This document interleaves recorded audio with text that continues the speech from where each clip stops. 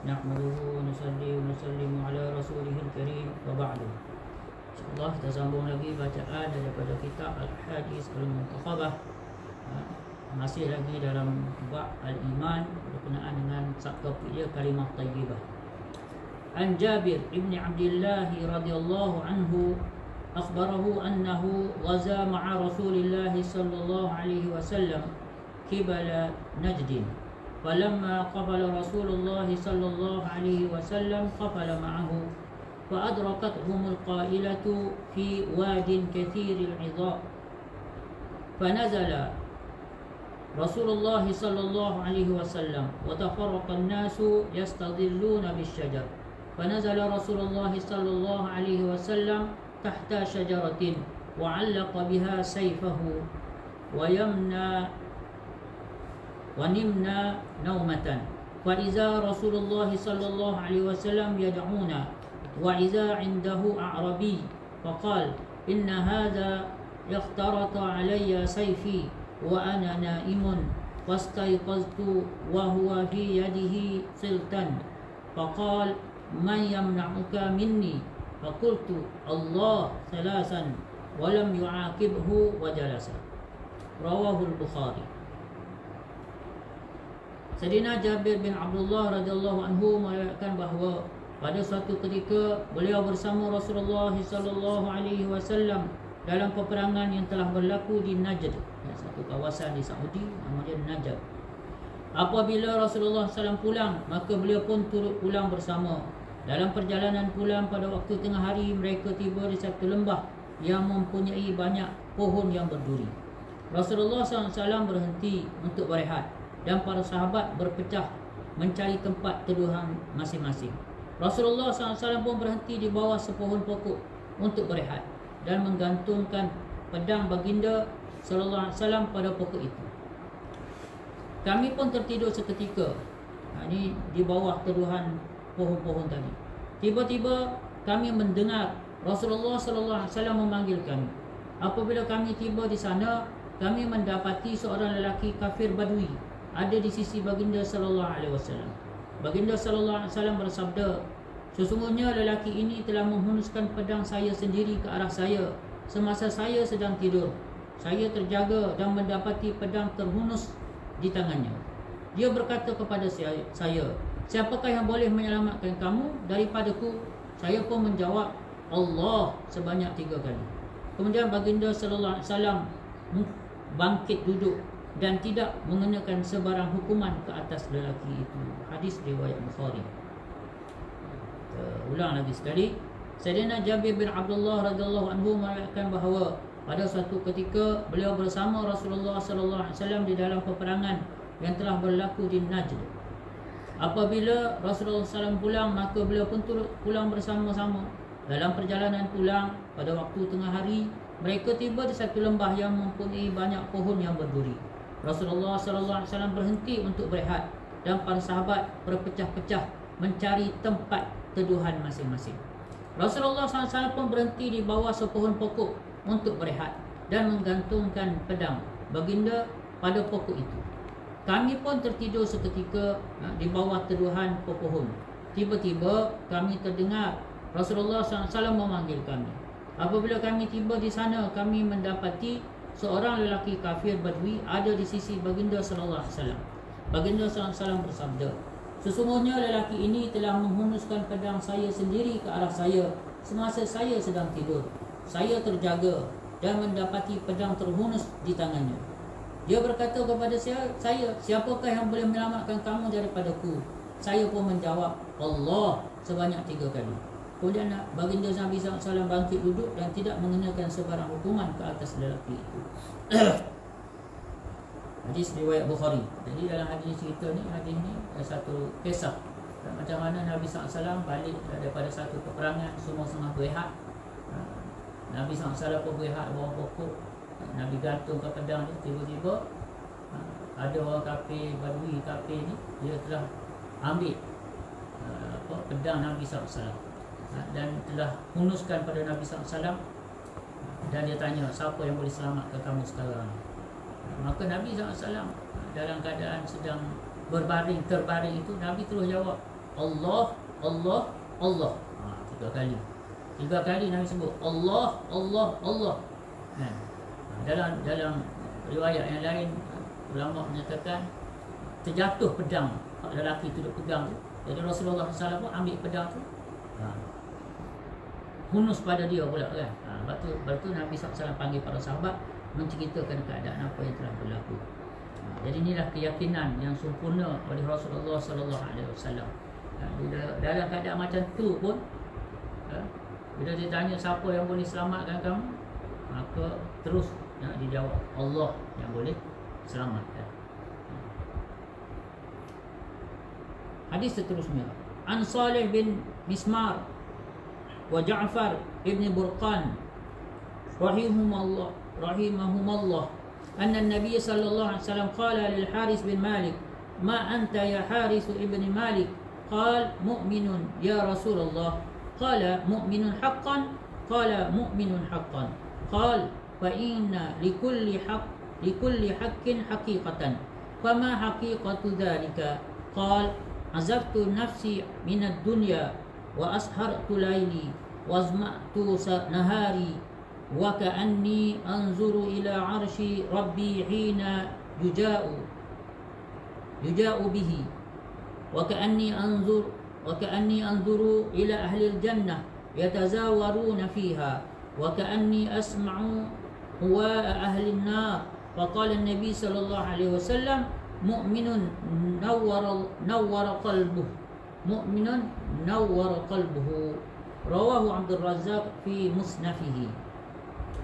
Sayyidina Jabir bin Abdullah radhiyallahu anhu, Hadrat Salih bin Mismar radhiyallahu taala anhu, dan Hadrat Ja'far bin Burqan rahimahullah berkata bahawa pada satu ketika Nabi SAW telah bertanya kepada Sayyidina Haris bin Malik radhiyallahu anhu, wahai Haris bin Malik, bagaimanakah keadaan kamu? Jawabnya, dengan limpah kurnia Allah Subhanahu wa taala, saya seorang mukmin. Baginda bertanya lagi, mukmin yang sebenar-benarnya? Beliau menjawab, mukmin yang sebenar-benarnya. Baginda sallallahu alaihi wasallam bersabda, seolah-olahnya Nabi SAW beritahu, berfikirlah dulu sebelum kamu berkata-kata. Setiap perkara ada hakikatnya. Apakah hakikat iman kamu? Yakni apakah yang menyebabkan kamu mengatakan dengan yakin bahawa kamu adalah seorang mukmin sejati? Beliau menjawab, yakni sebagai bukti keimanan saya ialah saya telah palingkan hati saya dari dunia. Azaftu minad dunia. Aku telah palingkan hati aku daripada dunia. Saya berjaga malam beribadat. Saya menanggung dahaga pada waktu siang, yakni saya berpuasa. Seolah-olah saya nampak arash Allah Subhanahu wa taala apabila ia dibawa. Saya nampak ahli syurga sedang menziarah di dalam syurga. Seolah-olah saya mendengar dengan telinga saya sendiri jeritan-jeritan ahli neraka, pekikan ahli neraka. Yakni keadaan syurga dan neraka sentiasa tergambar di mata. Mendengarkan jawapan beliau itu, Baginda sallallahu alaihi wasallam bersabda, Haris ialah seorang mukmin yang hatinya telah disinari dengan nur iman. Haris ialah seorang mukmin yang hatinya telah disinari dengan nur iman. Nabi SAW kata, mukminun nawwara qalbah, seorang mukmin yang telah disinari dengan cahaya, dengan nur hati dia. Sekali lagi, Hadrat Salih bin Mismar dan Hadrat Ja'far bin Burqan rahimahumullah berkata bahawa pada suatu ketika Nabi SAW telah bertanya kepada Sayyidina Haris bin Malik radhiyallahu anhu, wahai Haris bin Malik, bagaimanakah keadaan kamu? Jawabnya, dengan limpah kurniaan Allah, saya seorang mukmin. Baginda bertanya lagi, mukmin yang sebenar-benarnya? Beliau menjawab, mukmin yang sebenar-benarnya, mukmin yang sejati.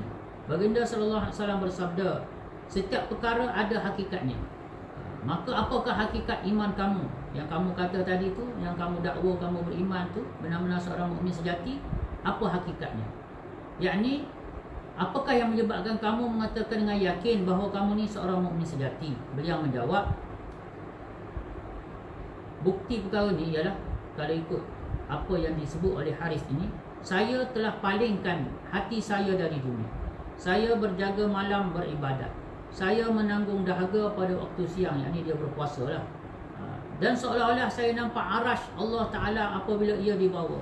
Saya nampak ahli syurga sedang menziarah di dalam syurga. Seolah-olah saya mendengar jeritan pekikan ahli neraka. Jadi menunjukkan keadaan syurga dan neraka sentiasa tergambar di mata dia. Mendengarkan jawapan beliau itu, baginda sallallahu alaihi wasallam bersabda, mukminun nawwarallahu qalbah, seorang mukmin yang hatinya telah disinari dengan nur. Di sini ulama kata maksud nur di sini ialah sinaran cahaya iman. Para sahabat dulu bila ditanya bukti keimanan, mereka boleh jawab tak? Kalau kita hari ni, apa bukti keimanan kita? Tak ada nak jawab. Sebab tu iman ini dia bukan hanya dakwaan, tetapi ia adalah satu perkara yang real, yang akan menzahirkan natijah dalam kehidupan kita, yang boleh dilihat indikator, yang boleh dilihat petanda-petanda dia, yang boleh dilihat alamat-alamat dia, ciri-ciri dia. Hadis seterusnya, an Ma'iz radhiyallahu anhu anin Nabi sallallahu alaihi wasallam annahu su'ila ayyul a'mali afdal, qala imanun billah wahda, thumma al-jihadu, thumma hajjatun barrah, tafdulu sa'iral amali kama baina matla'i syamsi ila maghribiha, rawahu Ahmad. Sayyidina Ma'iz radhiyallahu anhu meriwayatkan bahawa Nabi sallallahu alaihi wasallam ditanya, apakah amalan yang paling afdal? Baginda sallallahu alaihi wasallam bersabda, amalan yang paling afdal antara semua amalan ialah beriman pada Allah yang esa. Selepas itu jihad, selepas itu haji yang makbul, yang mabrur. Kelebihan amalan-amalan ini mengatasi semua amalan lain adalah seumpama jarak antara timur dan barat. Hadis riwayat Ahmad di dalam musnad dia. Sekali lagi, Sayyidina Ma'iz radhiyallahu ta'ala menceritakan bahawa Nabi sallallahu alaihi wasallam bersabda, dia telah ditanya, apakah amalan yang paling afdal? Baginda sallallahu alaihi wasallam menjawab, amalan yang paling afdal antara semua amalan ialah pertama itu beriman kepada Allah. Iman inilah perkara yang paling penting, paling afdal. Selepas itu jihad. Selepas itu jihad menegakkan agama. Selepas itu haji yang makbul. Haji yang makbul. Jihad ni kita kena faham. Jihad ni bukan hanya sekadar berperang lah. Sebab Allah Ta'ala sebut dalam Al-Quran surah Al-Furqan tu, wajahidhum bihi jihadan kabira. Wajahidhum bihi jihadan kabira. Berjihadlah terhadap mereka itu dengan jihad yang besar. Pada masa tu ayat ini ayat makiyah. Ayat makiyah mana ada jihad senjata, jihad silahiyah. Tak ada jihad silahiyah. Jadi Allah Ta'ala sendiri guna perkataan jihad, wajahidhum bihi, berjihadlah terhadap mereka itu, bihi dengannya, nya tadi ialah Al-Quranul Karim. Maknanya dengan wahyu-wahyu yang Allah Subhanahu Ta'ala, kamu kena dakwahkan mereka, kena sampaikan apa yang telah diwahyukan, wahyu Allah Al-Quranul Karim itu. Jadi jihad ini, maksud di sini jihad ialah menegakkan agama dalam apa saja kapasiti. Selepas itu ialah haji yang mabrur, hajjatun barratun, haji yang mabrur, yang makbul, yang diterima oleh Allah Subhanahu Taala. Kata Nabi SAW, kelebihan amalan-amalan ini mengatasi semua amalan lain ialah seumpama antara jarak timur dan barat. Jauhnya beza nak banding tiga amalan yang hebat ini dengan segala amalan-amalan yang lain. InsyaAllah kita bukti kat sini. Hadis yang ke-34 kita akan sambung lagi. Ini jelas menceritakan tentang kelebihan atau kepentingan iman, dan contoh bagaimana Nabi sallallahu alaihi wasallam, keyakinan baginda Nabi sallallahu alaihi wasallam terhadap Allah Subhanahu wa taala. Maka kita pun nak usahakan keyakinan sama. Para sahabat mereka usahakan keyakinan yang sama. Begitu juga Nabi sallallahu alaihi wasallam ceritakan bagaimana para sahabat membuktikan bahawasanya bagi dia ni, Haris bin Malik, dia kata, aku pagi-pagi dalam riwayat yang lain Nabi jumpa Haris bin Malik ni ialah di dalam masjid. Nabi SAW masuk subuh-subuh tu, Nabi SAW nampak Haris bin Malik sedang duduk Maka Nabi tegur dia. Nabi kata, wahai Haris, apa khabar mau ini, apa cerita? Maka Nabi SAW, Haris telah jawab, aku hari ini dalam keadaan mukmin haqqan, mukmin yang sejati, yang sebenar. Bila Nabi dengar itu, Nabi tanya, apa bukti kamu? Apa hakikat iman kamu? Maka di sinilah kita dapat lihat macam mana kehidupan para sahabat. Bagi mereka syurga neraka itu real, akhirat itu real. Seolah-olah mereka tengok ahli syurga tu duk nampak, duk ziarah tahu satu sama lain, macam kita tengok TV lah kan. Begitu juga terdengar-dengar pekikan raungan ahli neraka. Begitu real bagi mereka ni. Dan sebab itulah kehidupan mereka di dunia dipacu, dibentuk, diolah oleh kehidupan akhirat.